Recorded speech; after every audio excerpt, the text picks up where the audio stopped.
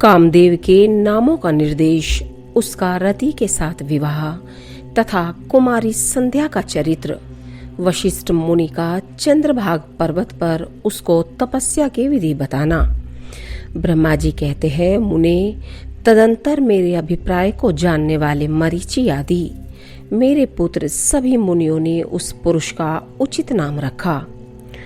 दक्षादि प्रजापतियों ने उसका मुंह देखते ही परोक्ष के भी सारे वृतांत जानकर उसे रहने के लिए स्थान और पत्नी प्रदान की।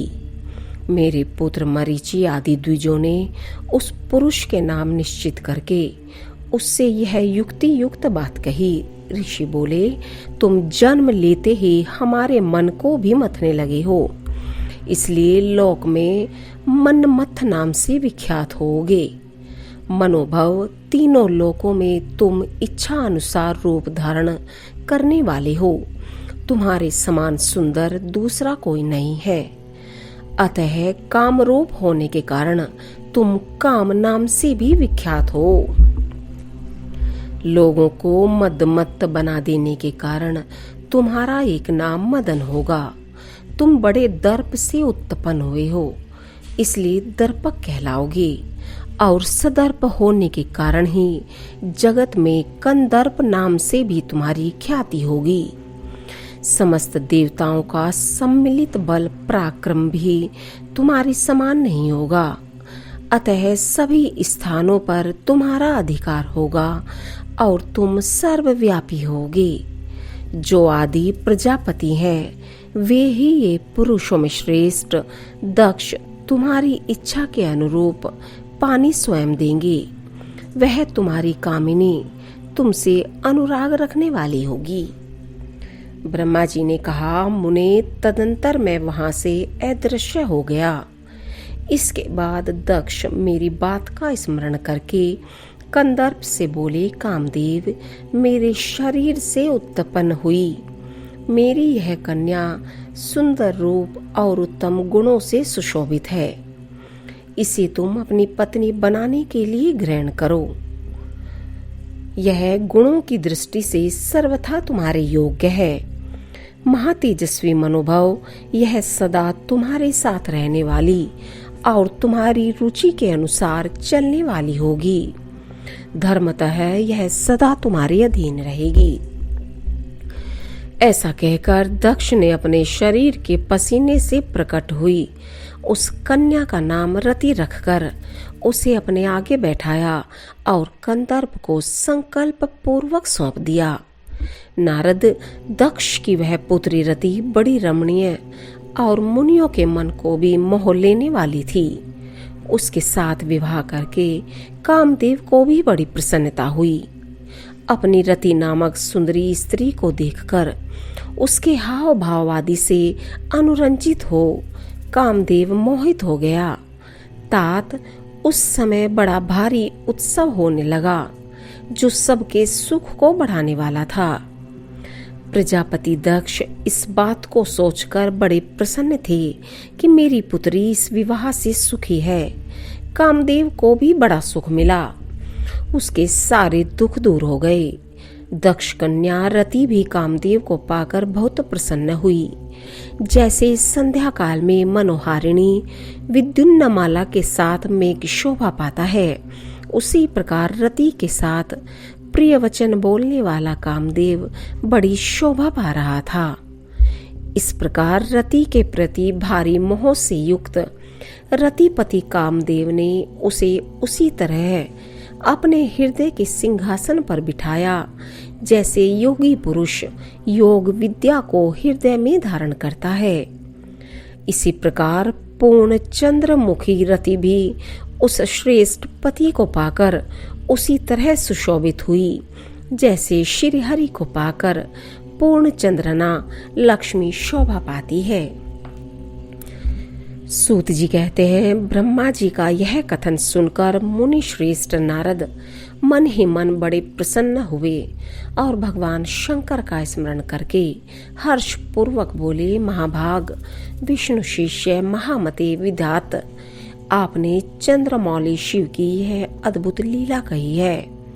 अब मैं यह जानना चाहता हूँ कि विवाह के पश्चात जब कामदेव प्रसन्नता पूर्वक अपने स्थान को चला गया, दक्ष भी अपने घर को पधारे तथा आप और आपके मानस पुत्र भी अपने अपने धाम को चले गए, तब पितरों को उत्पन्न करने वाली ब्रह्म कुमारी संध्या कहाँ गई? उसने क्या किया और किस पुरुष के साथ उसका विवाह हुआ? संध्या का यह सब चरित्र विशेष रूप से बताइए।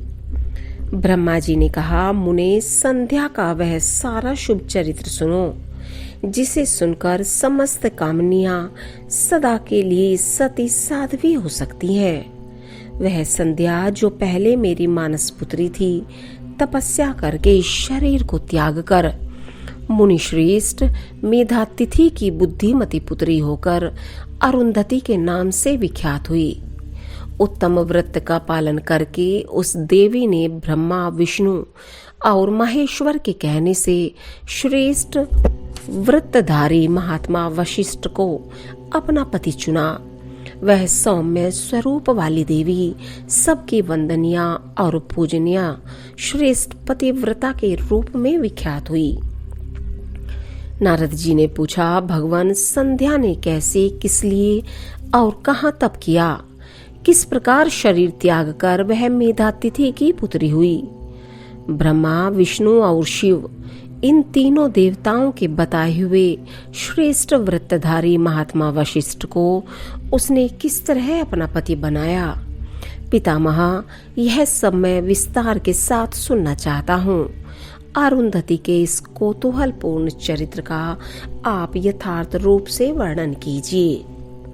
ब्रह्मा जी ने कहा, मुने, संध्या के मन में एक बार सकाम भाव आ गया था, इसलिए उस साध्वी ने यह निश्चय किया कि वैदिक मार्ग के अनुसार मैं अग्नि में अपने इस शरीर की आहुति दे दूंगी।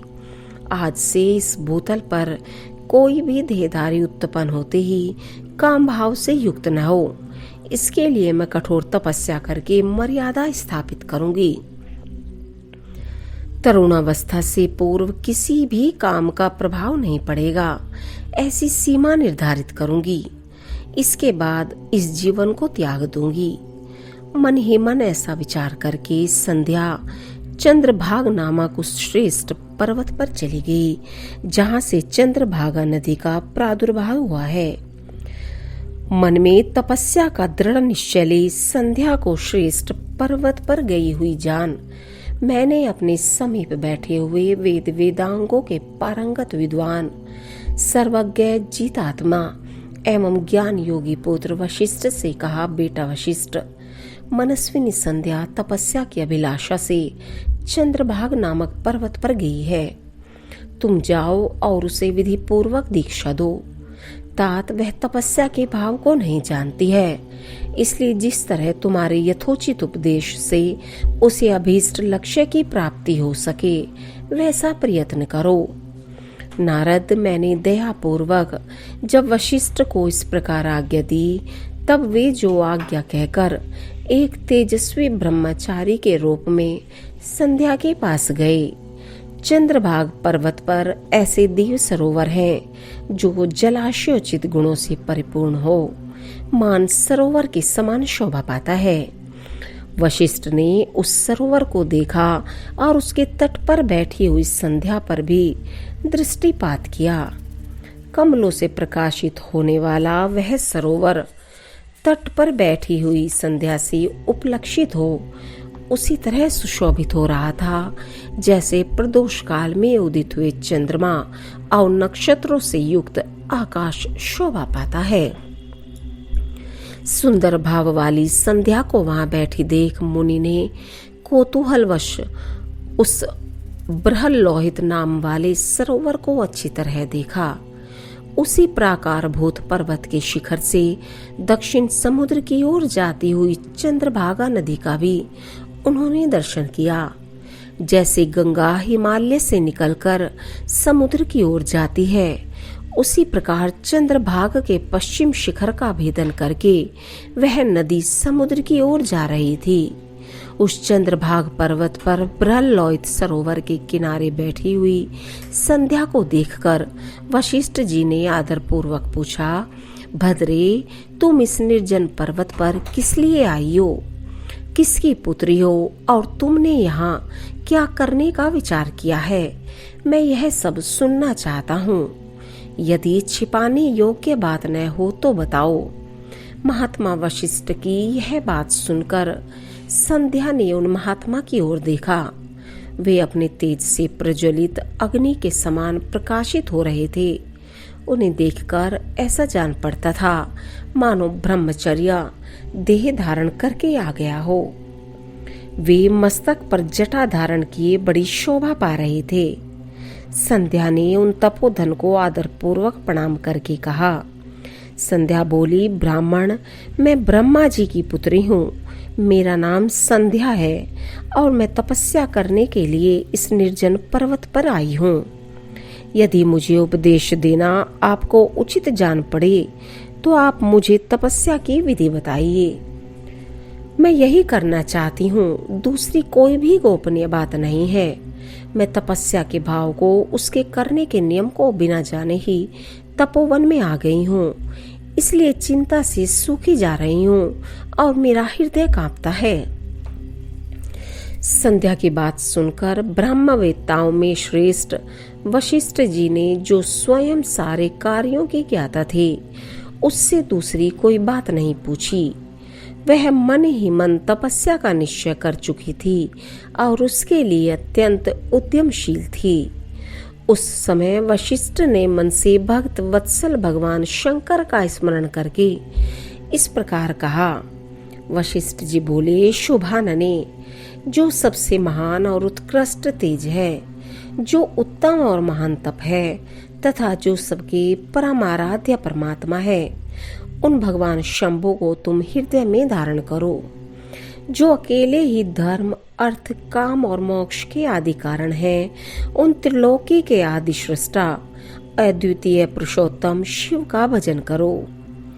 आगे बताए जाने वाले मंत्र से देवेश्वर शंभु की आराधना करो, उससे तुम्हें सब कुछ मिल जाएगा, इसमें संशय नहीं है। ओम नमः शंकराय ओम। इस मंत्र का निरंतर जप करते हुए मौन तपस्या आरंभ करो और जो मैं नियम बताता हूँ उन्हें सुनो। तुम्हें मौन रहकर ही स्नान करना होगा। मौनालंबन पूर्वक ही महादेव जी की पूजा करनी होगी। प्रथम 2 बार छठे समय में तुम केवल जल का पूर्ण आहार कर सकती हो। जब तीसरी बार छठा समय आए तब केवल उपवास किया करो। इस तरह तपस्या की समाप्ति तक छठे काल में जलाहार एवं उपवास की क्रिया होती रहेगी। देवी, इस प्रकार की जाने वाली मौन तपस्या ब्रह्मचर्य का फल देने वाली तथा संपूर्ण अभीष्ट मनोरथों को पूर्ण करने वाली होती है। यह सत्य है, सत्य है, इसमें संशय नहीं है। अपने चित्त में ऐसा शुभ उद्देश्य लेकर इच्छा अनुसार शंकर जी का चिंतन करो। वे प्रसन्न होने पर तुम्हें अवश्य ही अभीष्ट फल प्रदान करेंगे।